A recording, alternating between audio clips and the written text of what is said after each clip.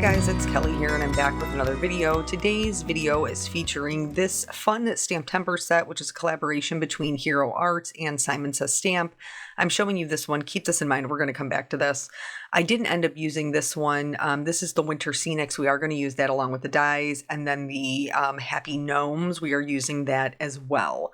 So if you could not tell from the photo, I know it was hard. We're actually making a Z fold card today, which is just a little bit different for me. I do want to say before we get into the measurements and everything, the Stamptember set will sell quick.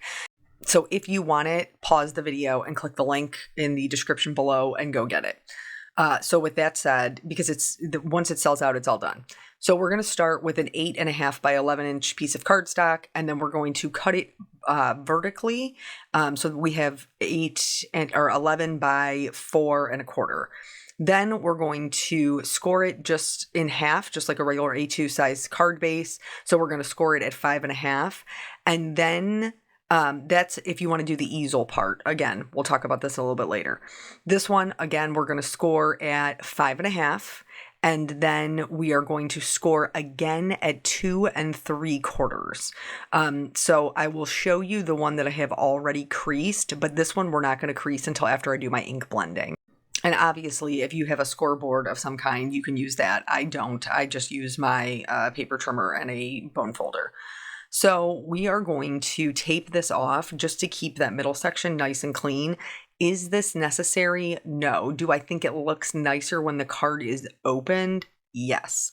So I am using I think this is the 1 inch wide Post-it note tape, and we're going to tape the two areas in the middle. So we're going to keep that one full size up top, which is 4.25 by 5.5, and then our half panel down here at the bottom. So you're just going to tape it below your two score lines. And then we're going to get in and we're going to do the ink blending. This is a super long video. In order to know where to start my ink blending to where my card is going to fold up, I am just going to do a little tick mark at 2 3/4. Because that's how high it will fold up. And then we're just going to do a couple of different combinations. I wanted there to be color in the sky.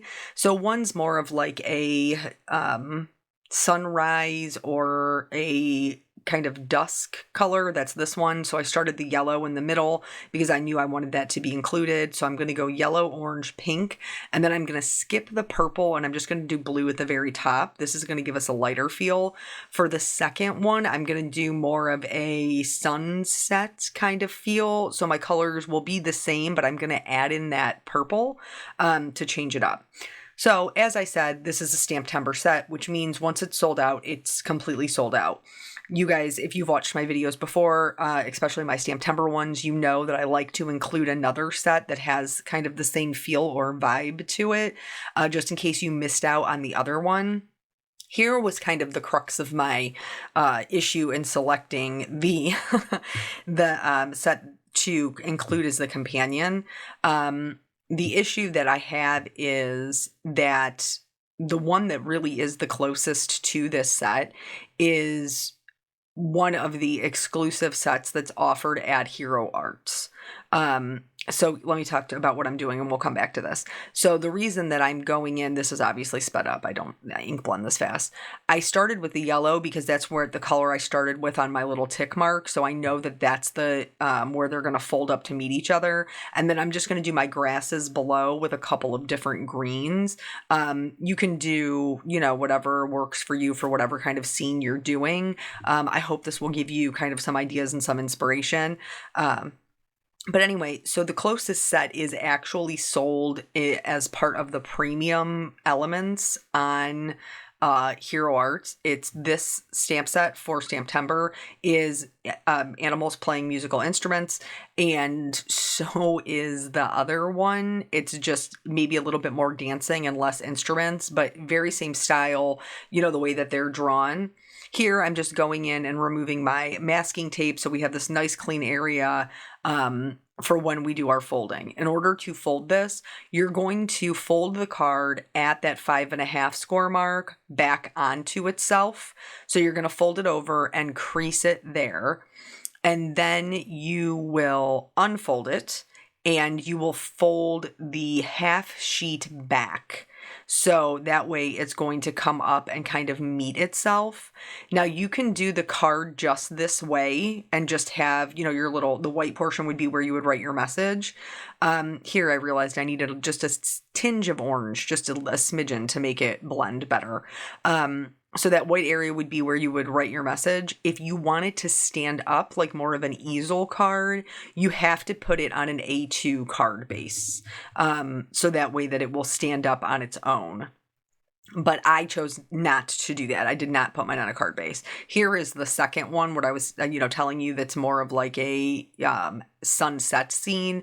And so for this one, I included the purple. And it's amazing how just switching up that one color, like adding in that one color, totally changed the vibe. It certainly doesn't make it a night scene, but it definitely gives it a vibe of, the sun is further down than it would be in the previous card. And I chose to use my Hero Arts blending brushes because if you've ever watched my videos before, you know that for me, I feel brushes give me a much lighter blend, and I wasn't looking for a heavy concentration of color in my background. I'm going to get plenty of color saturation from my coloring. So anyway, back on to my issue. So it's sold with the premium elements, which is another kind of when it's gone, it's gone. And I really didn't want to use that as my other card. So I chose to go with the gnomes. They are drawn in a very similar style, which is why I laughed the other day when I did a gnome card and somebody had said that they were over gnomes. And I was like, ooh, but I got 2 coming up. I do. I got 2 coming up. But I think that they're super cute. But realistically, you can do this with any stamp set. This kind of fun fold card, you can create a scene with any stamp set that you own. I don't like to do videos that you guys aren't like. I can't think of a nicer way to say it, so I'm just going to say it. I don't want the videos to be a waste of your time or mine. So putting out videos, I want them to be something that's going to be useful to you guys, no matter what products that you're using, or what time of year you're viewing them, even though these ones are more kind of like fall inspired. I still want them to be helpful to you. 5 years from now, like if you come and you go on YouTube and you search for a Z fold card, I want you to be able to come to this video and be like, yeah, she explains it well. So anyway, that's that. So if you really super love this set and it for some reason sells out very quickly, you never can tell how they're going to go. The premium kit, you don't have to buy the whole kit. They sell the premium items separately over on the Hero Arts website. You can get that as well. The gnomes will be carried by both Hero Arts and Simon Says Stamp. It's not an exclusive, and it's one that they'll carry for a while. So here I'm going in, I'm doing all of my stamping. I'm using Intense Blacking from Hero Arts to do that. And I did end up stamping them twice because honestly, I'm stamping a lot of images at one time and I had never stamped them before. Enter the Winter Scenics. These are going to help set our scene. And here's just a little trick for like solid images. So I'm inking up the bottom portion of it in blue, and then I'm going to take my little paper pouncer and I'm going to pounce right over top of it. This isn't going to add any moisture, but it is going to blend out that color really nicely. But this is a technique you have to do when you're willing to build color, because it does take a few tries to get a solid color that is blended. So I started in with the deep ocean, and then I decided I wanted my houses to be just a little bit darker. So I went in with nautical, and those I concentrated, more to just the houses.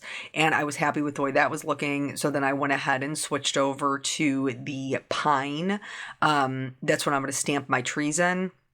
And again, this is just they're just going to set the stage. These are definitely not major players in our card, but our card wouldn't be as good without them. I hope that makes sense. So, and I'm going to do the same thing with the green. I'm going to, ink up the stamp. I'm going to, buff that area where the two are meeting with the pouncer, and then I'm going to stamp it down again. And this, I was really happy with the way green kind of blended into the blue. I was happy with how it looked, and then I went on to the next one. For the next one, I'm doing the same thing, obviously again sped up, and I'm starting with the pine this time for the grass portion, and then, using the little pouncers to blend it in. I'm going to clean off the stamp because this is like a little closer quarters. And then I'm going to do the fence in between in caramel. And I'm just going to, I think this one I ended up having to stamp twice, but did the same thing. Inked up the portion that I wanted, tapped it off with my little pouncer, and then stamped it down. This is a great way to get a multicolor image, just as long as you have the patience to build it up. Then we're going to go right into the coloring because there is so much to do for both of these cards. There's so much to be included. And I didn't want to skip over any of the areas, which means that I just had to speed it up. So if you're watching and you're like, whoa, girl, you moving too fast, just slow it down. You have that option in YouTube to adjust the speed. I would recommend muting it if you choose to do that, because I will, sound like I'm droning on and speaking very, very slowly. But it does give you the option to slow it down so that you can view the coloring a little bit more in depth. So I went in, did my skin tones, and then I decided for the gnome on the little mushroom, isn't he adorable? He's so cute, that I was going to do the more traditional gray beard or white beard with my gray markers. And then I decided for the other two, because they look like they're, in a very kind of flirtatious kind of conversation, which is super cute, that I was going to make them a little bit younger of gnomes. So when I do my coloring, I like to put in my shadows and then work out to my lightest color. If you're not super confident with your coloring, you always have the option to start with your lightest color, work out to your darkest, and darkest back into your lightest. I colored like that for years. It does take just a little bit more time, but it's totally worth it for you to be able to fix any boo-boos along the way, and for you to, figure out where your shadows need to go. I still default to my lightest color marker, and you'll see it later on in the background of the cards. That if I'm not really sure about like shadows or things like that, I default to my lightest color so that I can figure out what I'm doing. But for the most part, I am fairly confident after all of these years of coloring where I'm going to put my darkest portions. But if you're not, there is no shame in that game. I did that for a really, really long time, and I would highly recommend it, especially if you're a beginner. So yeah, we're just going to go through, we're going to color all these stuffs. I'll kind of pop in and out. You guys know how this rolls if you watched my videos before. But I had told you in the last video that I did, which was actually a different Stamptomber set. It was the one for Trinity stamps, which sold out lightning fast. So I'm super glad that I included the other set in there. And I know several of you left me comments saying that you appreciated it. And, I get the wanting of the kind of exclusive set. But I also understand that, sometimes it just doesn't work out for everybody. And so I like being able to provide you with an alternative.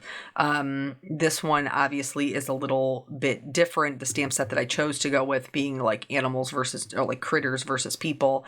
But they are drawn kind of in the same style. And I do know that there's another one that is really, really similar. I just didn't feel like it was fair to you guys to use two exclusive sets in one video, even though, you can still get it at Hero Arts. It is if it runs out, it runs out kind of thing. So anywho, I had told you in that previous video where we talked about the snow scenes, that I was on the struggle bus with one of the cards, and this was it, guys. I was on the struggle bus with these two cards, and the reason is because I like to tie them together with a technique. Like, I like to teach you a technique, whatever that is, like the same kind of thing. For both cards, to show you that, that you can use it with multiple sets and it doesn't have to be the same thing. but I had a really, really hard time coming up with a technique to use with both of them. So I just overthought it and overthought it and overthought it until I couldn't overthink it anymore. And it really just left me kind of paralyzed in being able to make anything with it. And even after, this wasn't even my idea. Like, I can give credit where credit is due. I was brainstorming with Dawn, and I was like, girl, I cannot come up with anything, like any kind of technique to make both of these, go together. And she is the one who came up with the idea of the Z fold. And I was like, better than what I got, girl. I got nothing. So I decided, like, I don't do a lot of fun fold cards. They are, something that is fun to learn, and it gave me an opportunity to learn it as well. But yeah, she is the one, she's the one who came up with that idea. Let's talk about this porcupine for a second. So when you're doing the little porcupine needles, like, obviously in real life, you are able to see through porcupine needles. So I would recommend when you're going through and doing your flicks, try to leave a little bit of white in there so it looks more, like you would see through those needles. It adds more interest. And then, for the, like, I chose to do, like, her hair, the squirrel, the bear, all the same color brown. And it's because I know, you guys have heard me say this before, I'm just reiterating it. I know that I have a lot going on in these cards. That's just, I mean, it just is. They're two I don't want to say busy scenes. They're two scenes that have quite a bit happening. And so because of that, I tried to create that cohesion with my colors so that they didn't look too busy. They didn't look too wild, or like they didn't, the scene didn't match the background or vice versa. So you may find it strange that I would color my little mushrooms a pink color. I actually think they're kind of darling. But it's because I chose that based on the colors that the ink blending created, because I had those pinks and purples in there. Now you will see later on, I'm going to come back and do a little bit of color glazing over my mushrooms, because I ended up switching which background I was going to put them on. I thought that the gnomes would go on the one that was like the little bit of a darker, more purple, and that's not what I ended up using. I ended up using the lighter one. And so in order to make them kind of matchy, I'm going to come back and glaze those mushrooms with a kind of corally red color, and they still end up being pretty. It's the R32 that I end up using. I could have gone with like a brighter red for the red combination that I used, but truly I was trying to match those colors in the sky so that it wasn't super confusing. And so just using some lighter reds, more on the like corally pink side, still conveys that same color of the sky without adding to any of the confusion, without it being like ultra feminine pink. You know what I'm saying?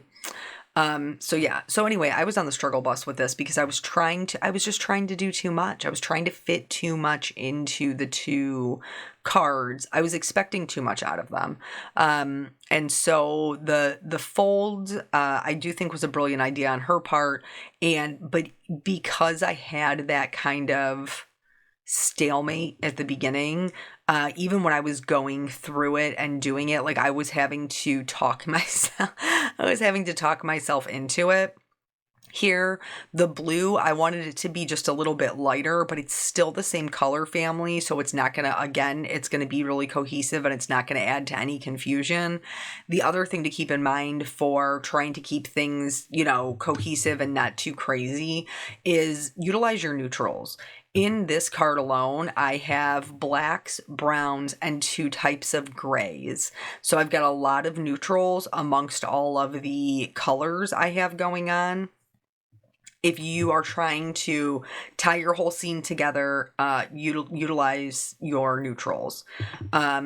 The yellow, I brought in a little bit of gold, and you can see like I'm coloring their instruments as I go, and I'm just kind of using the same colors, but there wasn't really anything of interest as far as coloring the instruments like the maracas, the stripe is a solid color. For the drum, the bottom is a 2-color blend, the top is a 2-color blend. For the little tambourine, the porcupine's holding, that's just a really simple 2-color blend. So I didn't feel like you were being cheated by not seeing that be done, because you'll see it in its completion. And then I used that same gold that I used for the saxophone for their belts. I'm going to very quickly show you how I am blending in the leaves to be multicolored. I used the same colors I had already used. I haven't added in any new ones except for the green, and the green we will see again in the grasses. So once that is all done and colored up, here's where I'm going in and glazing with that R32 just to give them more of a corally color. I love the way that those came out. I just think that they made a lot more sense than that brighter pink color. And then here, you can do this card with dies or without. And so I have dies for the gnomes. I do not have dies for the Stamped Timber set. And so I'm going to cut, that's what I'm looking at here. I'm trying to figure out which goes with which set, because I stamped them all together. So I'm going to set the gnomes aside because I can die cut them. These I am going to fussy cut. Just a few quick little tips on fussy cutting. Cut them all apart so you're not, fighting against a large piece of paper. You're not having to pull on it. Keep your scissors in your dominant hand upright. Turn your paper with your non-dominant hand. This is going to give you a much smoother cut. And if you have to go in from another angle, just make sure that you're not moving your scissors while it's cutting. Pull your scissors out of your paper, insert them where they need to go, and then finish your cut. Once everything was all done and cut out, in order to have a more finished edge, I like to go over the edges with just a water-based marker. That's really important. If you use an alcohol-based marker, it'll bleed into your images. So you want it to be water-based. Mine is a Memento Tuxedo black marker, but really you could use, you could even use a Crayola. As long as it's, water-based, it's not going to bleed into your images if you're not too terribly heavy-handed. So just go through, do all of the edges. If it's something really intricate, you could lay it down on a piece of paper and trace over it. For these ones, I have cut all my dies apart, whether you're buying from Hero Arts or Simon Says Stamp. They come paired together, so you do need to cut them apart. I actually didn't even realize this wasn't a thing that people knew, but I guess I should. That's so ignorant of me because there's new people coming into card making all the time. If you don't have a way to cut them apart, Hero Arts has really great little nippers that have a lid on them. Otherwise, if you're like, I just want to buy something local, you can use jewelry nippers. That's what I used for years. Just jewelry cutters will cut your dies apart safely. So for these, in order to make sure everything kind of fits into the scene, I did decide that I was going to go in and do some kind of no-line Copic coloring right over these are supposed to be for winter, so they're supposed to be just solid images, but I love switching up my things and getting more out of the stamp sets that I have. So I definitely turned these into more like fall. You could use them for anything really, fall, summer, spring, just depending upon what you stamp them in. The only thing is, I will tell you that the regular Hero Arts ink is not what they call alcohol safe. So if you scrub over the images, you definitely can smear them and the ink can bleed. I was not scrubbing over them. Especially the bushes part, I'm just doing little dots of color to kind of fill that in and tie them in together. For the image below, the one with the little houses, I'm doing the same thing. You can see on the trees, I'm doing kind of a series of dots.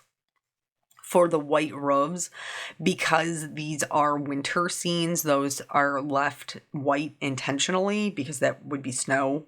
I am going to color mine in, but there's no ink there. And I did add just a little bit of shading to the houses just to make kind of the base a little bit darker. You'll see later on when we go to pull everything together that I am going to color around these with Copic markers. You just have to, be aware of how heavy-handed you're being, and you don't want to just go in and swipe right over the stamped portions. You want to be more careful with your placement. And then here's what I'm doing with the roofs. I'm just coloring them in just a little gray. basically, I thought that it was really, really like a cute idea that there would be these little animals, singing and dancing like just outside this little town, like this little sleepy town that doesn't even know that these little animals are out here singing and dancing and having a jolly old time. I thought it was a cute idea.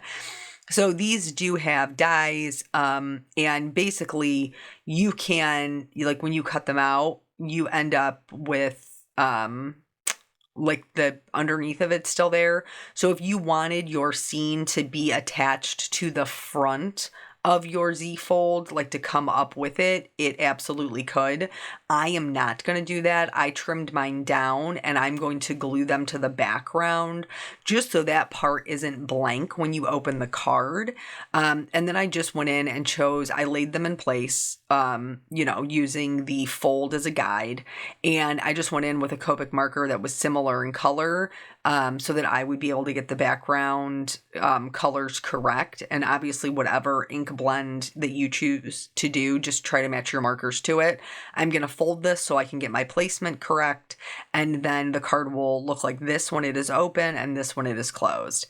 I did the same thing for the other one. I went ahead and glued my background down, and now I'm going to start building up my scenes. For these guys who are overhanging, you only want to put glue where it's going to be attached to the bottom portion. They should freely overhang the top with no adhesive. So the mushrooms, the leaves, those are all secured down, but where the gnome's hats stick up, those are just kind of free floating. It's going to be the same thing with the animals. So I'm like, anything below his arms can have glue on it. Anything above his arms will have no adhesive, because if you glue them to the background, your Z fold won't open. The placement of these little animals looks silly until we get the rest of the scene done.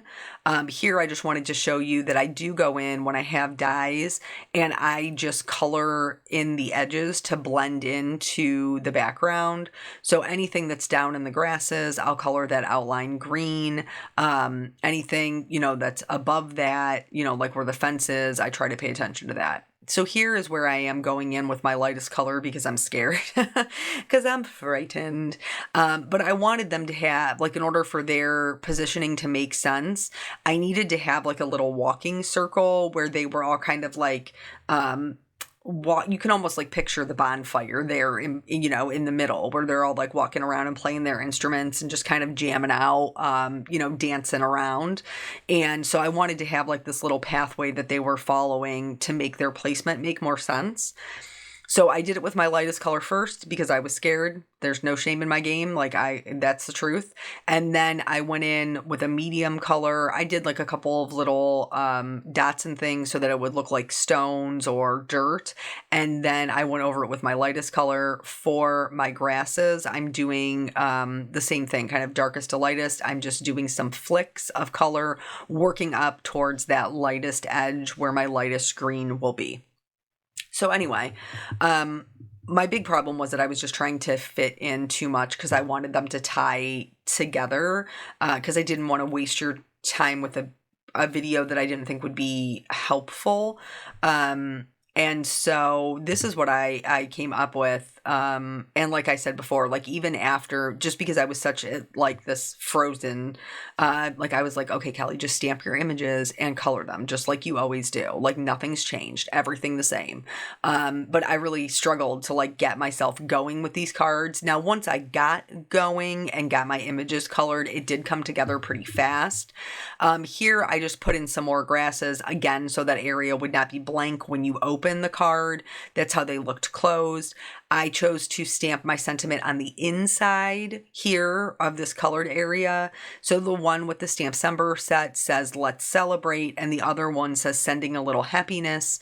And then you can, if you chose not to mount it on an A2 size card, you can just write in that white area your little, congratulations or so proud of you or whatever. If you chose to mount it, you could just leave that white space open, and then, they could open up their card for the more personal message, just whichever one works for you. To finish them off, I did add a little bit of shimmer to like the instruments and their hats and the mushrooms. And then of course, I love my white gel pen. I went in and added just some little highlights and some details to make everything, I guess, more of a Kelly card. And then that's it. This is both the cards. So I hope this was super helpful to you. I hope you give these fold cards a try. They were really fun to make, even though in the beginning I was kind of on the struggle bus. I always appreciate your time. Thank you so much for joining me, and I will catch you guys on the next video. Bye.